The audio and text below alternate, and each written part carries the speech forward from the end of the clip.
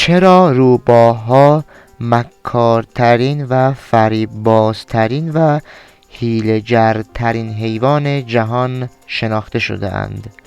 فراوانترین نوع روباه در جهان چه نوع روباهی است؟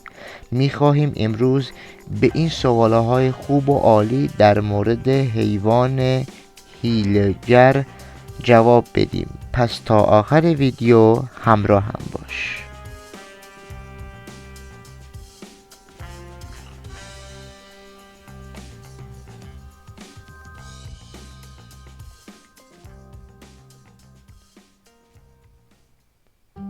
روباه‌ها جانورانی با جثه متوسط و کوچک هستند که در آسیا و آمریکا و همه قاره‌ها به جز جنوبیان زندگی می‌کنند.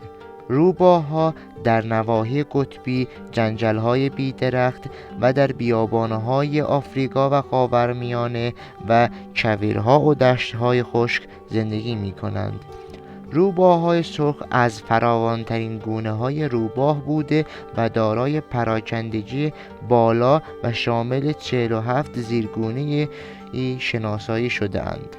حالا سوال اصلی اینجاست: چرا به روباه حیله‌گر یا مکار میگویند؟ روباه‌ها به دلیل رفتارهای هوشمندانه و توانایی‌های شکاری خاص خود در فرهنگ‌های مختلف به عنوان حیوانات مکار جزو اینها شناخته می‌شوند.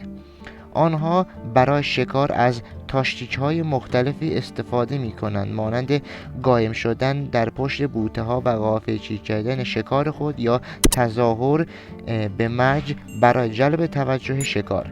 همچنین روباه‌ها قادر به تقلید صداهای مختلفی هستند که این می‌تواند در فریب دادن شکار یا دور کردن شکارچیان مفید باشد.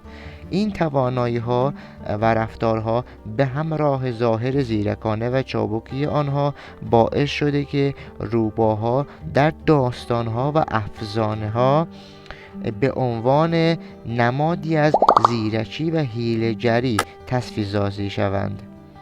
اما با توجه که به تصویرسازی بیشتر بر اساس تجربیات انسان‌ها هست و داستان‌های فرهنگی تا داستان‌های واقعی و علمی از آن استفاده می‌کنند. در واقع روباه‌ها مانند بسیاری از حیوانات دیگر برای بقا در طبیعت به استراتژی‌های مختلفی متوسل می‌شوند. ممنون از شما دوستان خوب که تا آخر ویدیو همراه هم بودید. حتما کانال رو سابسکرایب کنید و زنگوله هم بزنید و حتما ویدیو لایک کنید. امیدوارم که این ویدیو واسهتون مفید و لذت بخش بوده باشه. حتما منتظر ویدیوهای بعدی هم باشید. خیلی ممنون. خدا نگهدار.